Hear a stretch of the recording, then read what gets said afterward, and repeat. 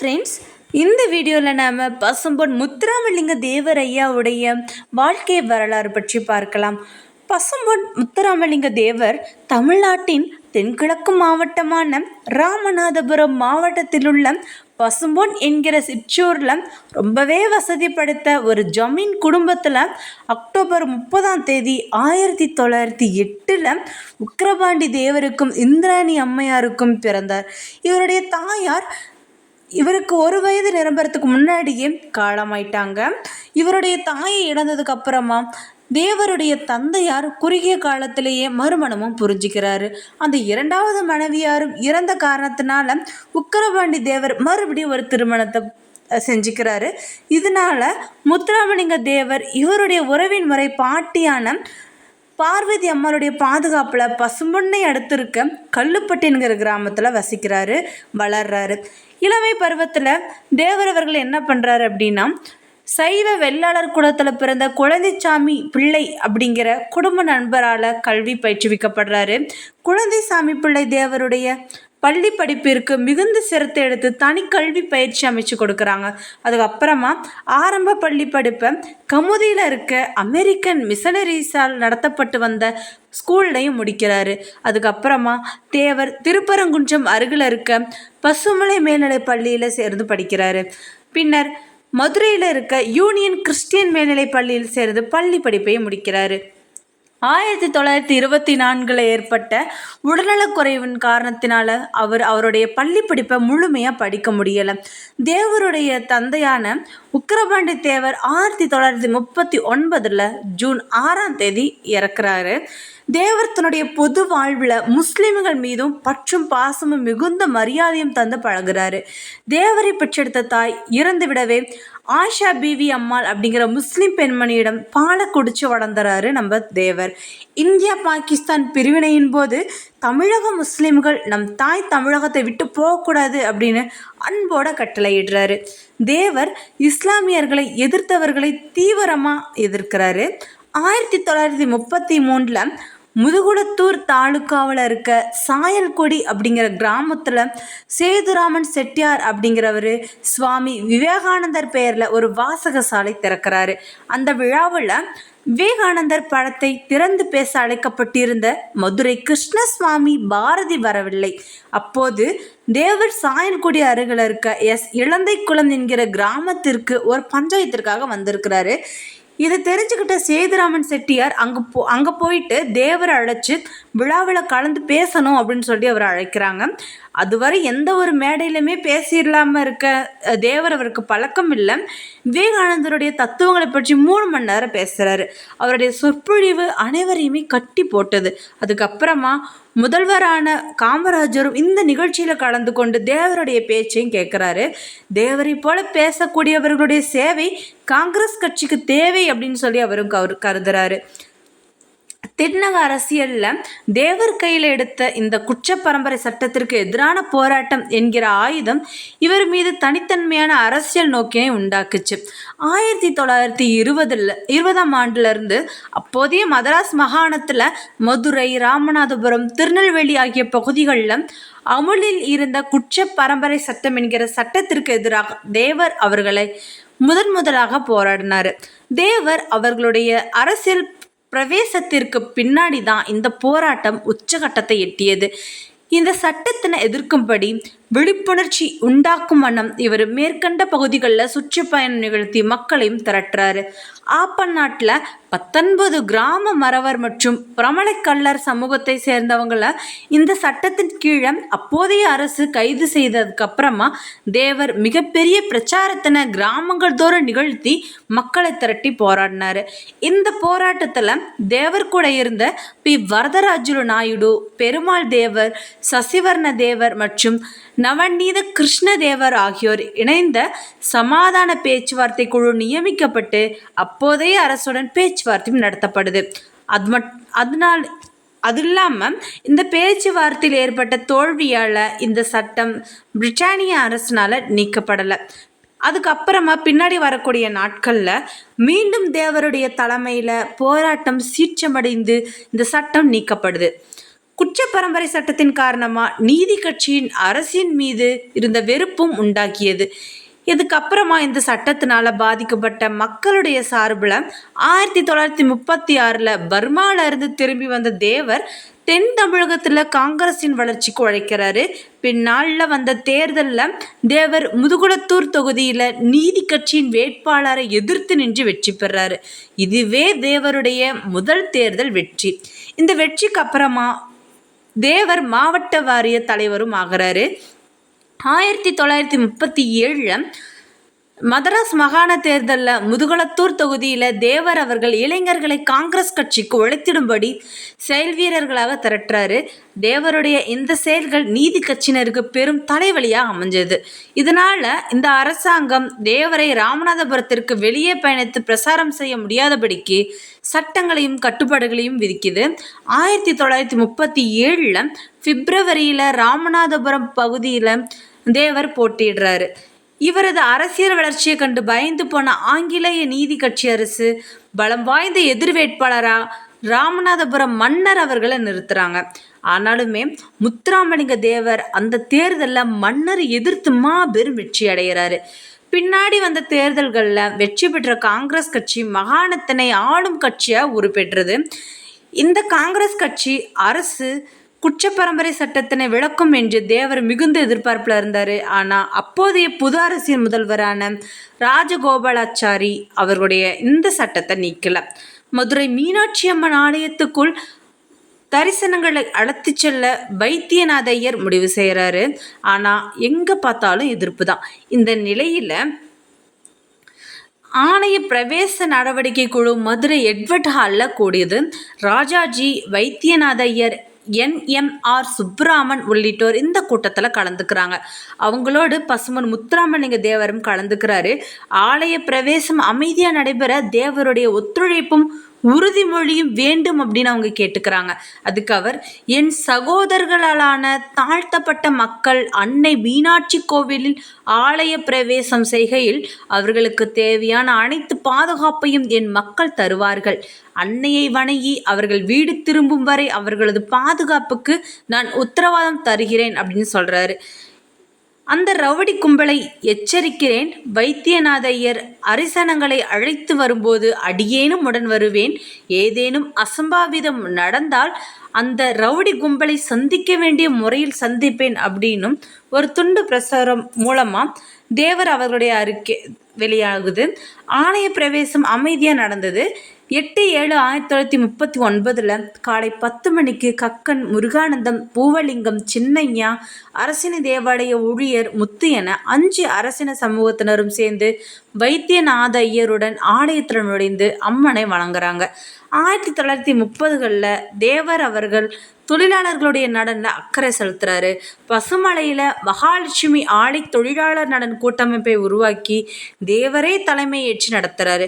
மகாலட்சுமி ஆடை தொழிலாளர்கள் சங்கமும் மதுரா பின்னலாடை ஆடை தொழிலாளர் சங்கமும் இணைந்து நடத்திய போராட்டத்தினை தேவர் தலைமை தாங்கி நடத்துகிறாரு.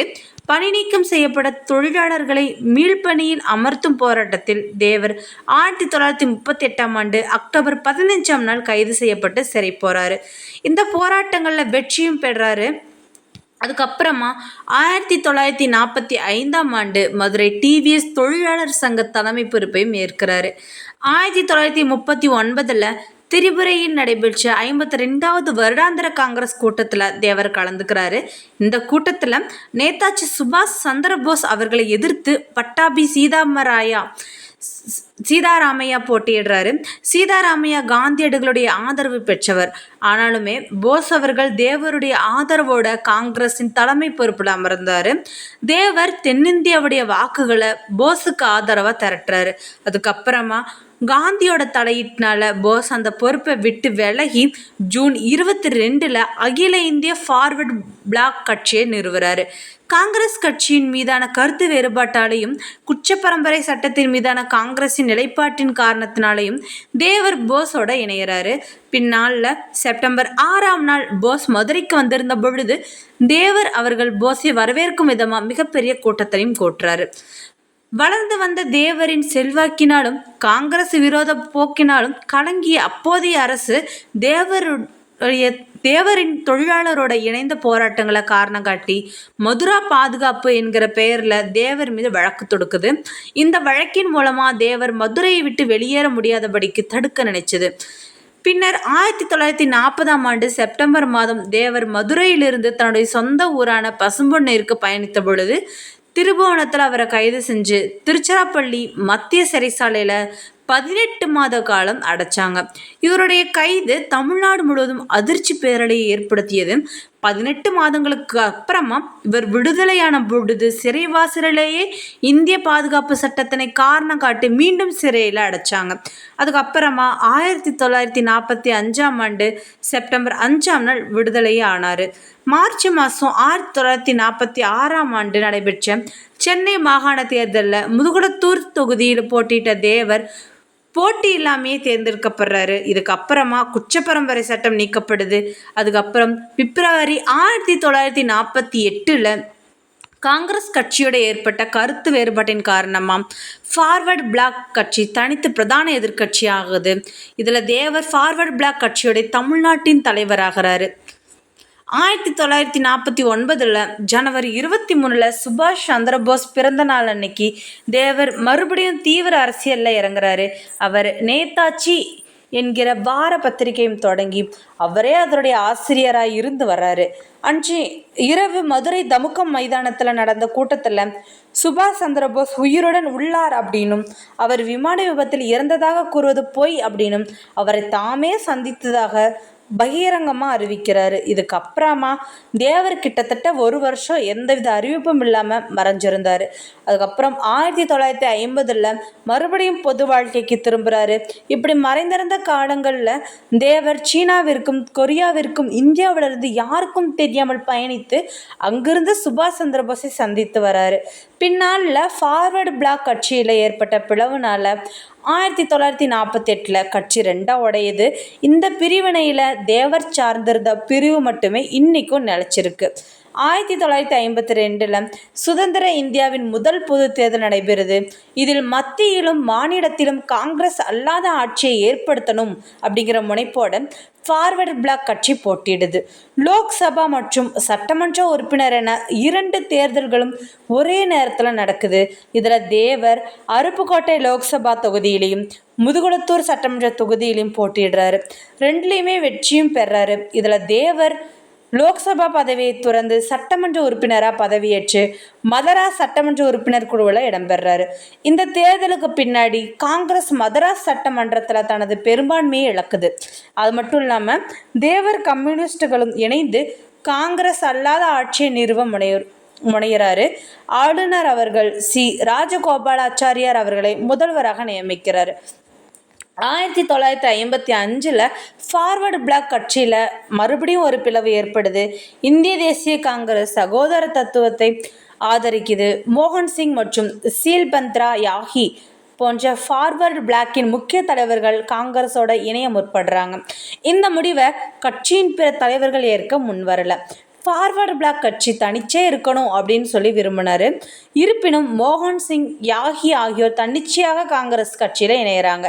இந்த தருணத்தில் 1955 மே மாதம் 11 15 தேதிகளில் ஃபார்வர்டு பிளாக் கட்சியோட நிர்வாகிகள் கூட்டம் நாக்பூரில் நடக்குது. இதை சிங் யாகி ஆதரவாளர்கள் புறக்கணிக்கிறாங்க. இதில் ஹேமந்த் குமார் போஸ் அவர்கள் ஃபார்வர்டு பிளாக் கட்சியின் தலைவராக தேர்ந்தெடுக்கப்பட்டார். அது மட்டும் இல்லாமல் ஹல்டுல்கர் பொதுச் செயலாளராகவும் தேவர் அவர்கள் துணைத் தலைவராகவும் தேர்ந்தெடுக்கப்பட்டனர். 1955 தேவர் அவர்கள் பர்மாவால் தமிழ் மக்களின் அழைப்பை ஏற்று 2ஆம் முறையாக பர்மா போகிறாரு. அங்கு பர்மாவால் தமிழர்கள் ஏற்பாடு செய்திருந்த பல்வேறு அரசியல் மற்றும் ஆன்மீக நிகழ்ச்சிகளில் பங்கேற்கிறார். அங்கே அவருக்கு சிறப்பான வரவேற்பும் அளிக்கப்படுது. அதுக்கப்புறமா 1956 பிப்ரவரி மாதம் 18ஆம் நாள் பொது தேர்தலை சந்திப்பதற்காக தாயகம் திரும்புகிறாரு தேவர். காங்கிரஸ் அல்லாத ஆட்சி அமைக்கும் பொருட்டு ஃபார்வர்டு பிளாக் கட்சி உழைத்து கொண்டிருந்த வேளையில் மெட்ராஸ் மாநிலத்தில் புது பரிணாமமாக காங்கிரஸ் கட்சி 2ஆ உடையுது. சி ராஜகோபாலாச்சாரி அவருடைய தலைமையில் காங்கிரஸ் ரீஃபார்ம் கமிட்டி அப்படிங்கிற பிரிவில் காங்கிரஸ் உடையுது. தேவர் இந்த முறை தன்னுடைய முன்னாள் அரசியல் எதிரியான சி ராஜகோபாலாச்சாரி அவர்களுடைய பேணினார். அதன் காரணமாக ஃபார்வர்டு பிளாக் கட்சியும் காங்கிரஸ் ரிஃபார்ம் கமிட்டி கட்சியினரும் காமராஜர் தலைமையிலான காங்கிரஸ் கட்சியை தோற்கடிக்க தேர்தலில் இணைஞ்சு பணியாற்றுறாரு. இந்த தேர்தல்லையும் தேவர் அருப்புக்கோட்டை தொகுதியில் லோக்சபா உறுப்பினருக்கும் முதுகுளத்தூர் தொகுதியில் சட்டமன்ற உறுப்பினருக்கும் போட்டியிடுறாரு. இந்த முறையும் 2 தொகுதிகளிலுமே வெல்றாரு. இந்த முறை தேவர் சட்டமன்ற உறுப்பினர் பதவியை துறக்கிறாரு. தேவர் முதுகுளத்தூர் தொகுதியுடைய சட்டமன்ற உறுப்பினர் பதவியை ராஜினாமா செஞ்ச காரணத்தினால இந்த தொகுதிக்கு 1957 ஜூலை 1ஆம் நாள் அன்னைக்கு இடைத்தேர்தல் நடைபெறுது. இதில் தேவருடைய ஆதரவு பெற்ற ஃபார்வர்டு பிளாக் கட்சி வேட்பாளர் சசிவர்ண தேவர் வெற்றி பெறாரு. இந்த தேர்தல் முடிவு அறிவிப்பு நேரங்களில் ராமநாதபுரம் மற்றும் அதனை சுற்றிய பகுதிகளில் பதற்றம் நிலவுது. இது பின்னர் கலவரமாக வெடிச்சது. ஃபார்வர்டு பிளாக் கட்சிக்கு அநேக ஆதரவளித்து வந்த மறவர் இனத்தவர்களும் காங்கிரஸ் கட்சிக்கு ஆதரவளித்து வந்த தலித் இனத்தவர்களும் பெருமளவில் மோதிக்கிட்டாங்க. இந்த கலவரம் ராமநாதபுரத்தை சுற்றி இருக்க கிராம பகுதிகளுக்கும் வேகமாக பரவுது. இதில் பலர் கொல்லப்படுறாங்க. ஆயிரக்கணக்கான வீடுகள் தீக்கிரையாக்கப்படுது.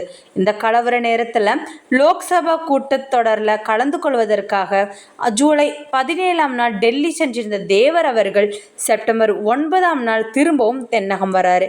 செப்டம்பர் 10ஆம் தேதி நடந்த அமைதி பேச்சுவார்த்தை கூட்டத்தில் சசிவர்ண தேவர் மற்றும் வேலு குடும்பனுடன் முத்துராமலிங்க தேவரும் கலந்துக்கிறாரு.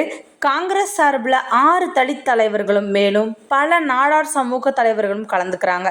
இந்த கூட்டத்தில் அனைத்து சமூகத்தவரும் இணக்கமான வாழ்வதொன்று முடிவு செய்யப்பட்டு கூட்டம் கலையுது. கூட்டத்தில் தேவேந்திரகுல வேளாளர் என்ற பல்லர் சமுதாய மக்களின் பிரதிநிதித்துவம் குறித்தும் இம்மானுவேல் சேகரனுக்கும் தேவருக்கும் இடையே வாக்குவாதம் ஏற்படுது. அப்போது அவர் தேவேந்திரர் குலம் சார்பில் கலந்து கொண்ட இம்மானுவேல் அப்படிங்கிறவருடைய பிரதிநிதித்துவம் குறித்து கேள்வி எழுப்புறாரு. இதனால் அமைதி அறிக்கையில் அவருடைய கையொப்பம் இட முடியாது அப்படின்னும் தெரிவிக்கிறாரு. இதனால் தனித்தனி அறிக்கைகளில் கையெழுத்து பெறப்பட்டு பேச்சுவார்த்தை முடிவுக்கு வருது. அடுத்த நாள் பரமக்குடியில் இம்மானுவேல் சேகரன் கொல்லப்படுறாரு. இந்த அரசியல் படுகொலை நிகழ்வு சில தினங்களில் சாதி சண்டையாக உருவெடுத்து தென் மாவட்டங்கள் சாதி கலவரத்தில் பற்றி எரியுது. கலவரம் காவல்துறை மூலம் கட்டுக்குள் அடக்கப்பட்டு சிறிது நாளில் தேவர் அவர்கள் பாதுகாப்பு சட்டத்தின் பெயரில், அதாவது செப்டம்பர் 28ஆம் தேதி கைது செய்யப்பட்டு திருச்சிராப்பள்ளி மத்திய சிறையில் அடைக்கப்படுறாரு. அதுக்கப்புறமா இந்த பாதுகாப்பு சட்ட வழக்கு இம்மானுவேல் சேகரன் கொலையில் தேவர் சதி திட்டம் தீட்டியதாக குற்றச்சாட்டப்பட்டு கொலை வழக்காக மாற்றப்படுது. பின்னர் புதுக்கோட்டை நீதிமன்றத்தில் இந்த வழக்கு வழக்காடப்பட்டது. ஃபார்வர்டு பிளாக் கட்சி தேவர் மீதான இந்த வழக்கு அரசியல் காழ்ப்புணர்ச்சி காரணமாக தேவர் மீது போடப்பட்டது அப்படின்னு கண்டனம் தெரிவிக்கிறாங்க. அதுக்கப்புறமா வழக்கின் முடிவில் தேவர் குற்றமற்றவர் நிரபராதி அப்படின்னும் இந்த வழக்கிலிருந்து ஜனவரி 1959 விடுவிக்கப்படுறாரு. வழக்கிலிருந்து விடுபட்ட தேவர் அவர்கள் 1959ஆம் ஆண்டு நடைபெற்ற மதுரை நகராட்சி தேர்தலில் மும்முரமாகிறாரு. இதில் கம்யூனிஸ்டுகள், இந்திய தேசிய குடியரசு காங்கிரஸ், முன்னாடில் காங்கிரஸ் ரிஃபார்ம் கமிட்டி இப்படி இருந்தது ஆகிய கட்சிகளோடு இணைந்து ஃபார்வர்டு பிளாக் கட்சி போட்டியிடுது. இந்த தேர்தலின் போது தான் திராவிட முன்னேற்ற கழகமும் உருவாகுது. இதில் தேவருடைய கூட்டு கட்சிகள் வெற்றி வகை சூடுது. இதுவே தமிழகத்தின் காங்கிரஸின் முதல் வீழ்ச்சி. தொடர்ந்து வந்த தேர்தல்களில் தேவர் அவர்கள் உழைத்ததின் காரணமாகவும் உடல்நலக்குறைவின் காரணமாகவும் பொது வாழ்க்கையிலிருந்து சிறிது காலம் விலகி இருக்க நேர்ந்தது. பின்னர் 1962 மீண்டும் லோக்சபா தேர்தலுக்கு இவர் முன்னிறுத்தப்படுறாரு. இந்த தேர்தல் பிரச்சாரத்தில் தேவர் ஒரே ஒரு பிரச்சார மேடையில் மட்டுமே தோன்றாரு. இவர் கூடவே சி ராஜகோபாலாச்சாரியர் அவர்களும் இணைஞ்சு தோன்றிய கடைசி பிரச்சார மேடை இதுதான். தேவர் மீண்டும் இந்த தேர்தலை வெற்றி பெற்றதுக்கு அப்புறமா உடல்நலக்குறைவின் காரணமாக அப்போது நடைபெற்ற கூட்டத்தொடரில் பங்கேற்க டெல்லி செல்ல முடியலை. உடல்நிலை பாதிக்கப்பட்டு இருந்த பசும்பொன் முத்துராமலிங்க தேவர் 1963 அக்டோபர் 29ஆம் தேதி அதிகாலை 5 மணி அளவில் மரணமடைகிறாரு. அவரது உடல் அதாவது அக்டோபர் 30ஆம் தேதி பசும்பொன்னில் வள்ளலாரின் முறைப்படி பூஜை நடத்தி அமர்ந்த நடையில் அடக்கம் செய்யப்படுது. இவருடைய மறைவின் காரணமாக அருப்புக்கோட்டை லோக்சபா தொகுதியில் நடைபெற்ற இடைத்தேர்தல் மீண்டும் ஃபார்வர்டு பிளாக் கட்சி போட்டியிட்டு தோற்றது. இதுவே தமிழகத்தில் இந்த கட்சியின் முதல் தோல்வியாகவும் இருந்தது. 1957 தியாகி இம்மானுவேல் சேகரன் கொலையில் தேவரை வேண்டுமென்றே குற்றவாளியாக சேர்த்ததால் இவருடைய மறைவுக்கு பின் காங்கிரஸ் கட்சி தமிழகத்தை விட்டே அடிந்தது அப்படின்னு சொல்லுவாங்க. இவருடைய கொள்கைகள் என்னென்னலாம் இருக்குதுன்னு சொல்லி பார்த்தோம் அப்படின்னா, ஆன்மீகம், தேசியம், பொதுவுடைமை, ஏகாதிபத்திய எதிர்ப்பு, சாதி எதிர்ப்பு, காங்கிரஸ் அல்லாத ஆட்சி அப்படின்னு இதெல்லாமே அவருடைய முக்கிய கொள்கையாக இருந்தது. அவரோட கொட்டேஷன் சொல்லி பார்த்தோம் அப்படின்னா, தேசியம் எனது உடல், தெய்வீகம் எனது உயிர் அப்படின்னு சொல்லுவார். சாதி பார்ப்பவன் அரசியலுக்கு லாய்க்கில்லை, சாதி பார்ப்பவன் தெய்வத்தை வணங்குவதில் அர்த்தம் இல்லை, ஜாதிக்காக எதையும் செய்பவன் அரசியலில் புகுந்தால அரசியல் கெடும், சாதியும் நிறமும் அரசியலுக்கும் இல்லை ஆன்மீகத்துக்கும் இல்லை அப்படிங்கிறது அவருடைய வாசகம். வீரமற்ற விவேகம் கோழைத்தனம், விவேகமற்ற வீரம் முரட்டுத்தனம் அப்படின்னு அவர் சொல்லுவார். வீரம் மட்டுமே உனது எதிரியையும் உன்னையும் மெச்ச வைக்கும். தேசியவாதிகளுக்கு தேசமே கூறி, அரசியல்வாதிகளுக்கு தேர்தலை கூறி அப்படிங்கிறதும் அவருடைய வாக்கு. உண்மையான தலைவன் மாலையையும் தூக்குமேடை கயிற்சியும் சமமாக மதித்து கொள்வான். அக்கிரம செயல்களை கண்டிப்பதும் நியாயமான செயல்களை காணும் போது அதனிடம் அனுதாபம் கொள்வதும் மனித ஜென்மத்திற்கே உரிமையான ஒரு குணமாகும்.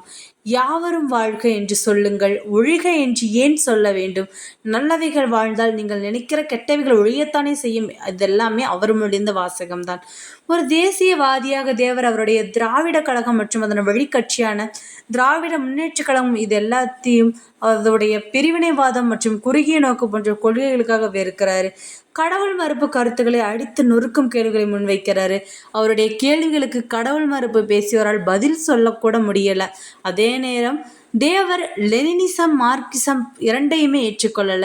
சுபாஷ் சந்திரபோஸ் நம்பிக்கை கொண்ட சோசியலிச கருத்துக்கள் மீது நம்பிக்கை கொண்டவராக இருந்தார். இவருடைய மறைவுக்கு பின்னாடி ஃபார்வர்டு பிளாக் கட்சியின் அடுத்த தலைவராக PK முக்கையா தேர்ந்தெடுக்கப்படுறாரு. இவர் ஒரு சிறந்த பேச்சாளரும் கூட. குறைந்தது 3-4 மணி நேரம் சொற்பொழிவாற்றும் நாவாண்மை பெற்றவர் தான் நம்ம தேவர். இவர் தமிழ் மட்டுமல்ல, ஆங்கிலத்திலும் சிறந்த புலமையும் பேச்சாற்றலும் கொன்றவராக இருந்தார். தேவர் ஒவ்வொரு ஆண்டும் வடலூர் தைப்பூச திருவிழாவில் கடந்துக்கிட்டு வள்ளலாரின் ஆன்மீக கருத்துக்களை விவரித்து பேசி வர்றாரு. அவருடைய பேச்சு ஆயிரக்கணக்கான மக்கள் திரண்டு கேட்டு ரசித்தாங்க.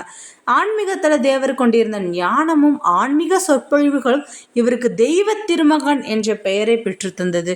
இவர் தமிழ் இலக்கியங்களை கற்றுத் தேர்ந்தவராக இருந்தார். இவரது சொற்பொழிவுகளில் தமிழ் பாடல்களின் மேற்கோள்கள் இடம்பெற்றும் வந்தது. தேவரின் நினைவாகவும் அவரை போற்றும் வகையிலும் தமிழக அரசாலும் தேவரின் பக்தர்களாலும் தேவர் குரு பூஜை சிறப்பாக கொண்டாடப்பட்டுட்டு வருது. தேவர் பிறந்ததும் இறந்ததும் ஒரே நாளான அக்டோபர் 30 ஆகும். எனவே தேவர் ஜெயந்தியும் குரு பூஜையும் ஒரே நாளில் கொண்டாடப்படுது. பசுமொன்னில் 3 நாட்கள் கோலாகலமாக நடக்கும் தேவர் குரு பூஜை விழாவில் தமிழகத்தில் பல்வேறு பகுதிகளில் இருந்தும் லட்சக்கணக்கான மக்கள் கலந்துக்கிட்டு பால்குடம் எடுக்கிறது, அழகு குத்துறது, முளைப்பாரி செலுத்துறது, முடிக்காணிக்கை செலுத்துறது, பொங்க வைக்கிறது, தீச்சட்டி செலுத்துறது, ஜோதி ஏந்தி வந்து அபிஷேகம் செய்யறது போன்ற செயல்களின் மூலமா தேவரை வணங்குறாங்க. பல்வேறு அரசியல் கட்சிகளின் தலைவர்களும் தமிழக அமைச்சர்களும் கலந்துக்கிட்டு தேவரை வணங்குறாங்க. தேவர் குரு பூஜை அன்னைக்கு பசுமணில் இருக்க தேவர் ஆலயத்துல தங்க கவசம் பூட்டப்பட்ட தேவரது சிலைக்கு மாலை அணிவிச்சும் அபிஷேகம் செய்தும் பக்தர்கள் வணங்குவாங்க.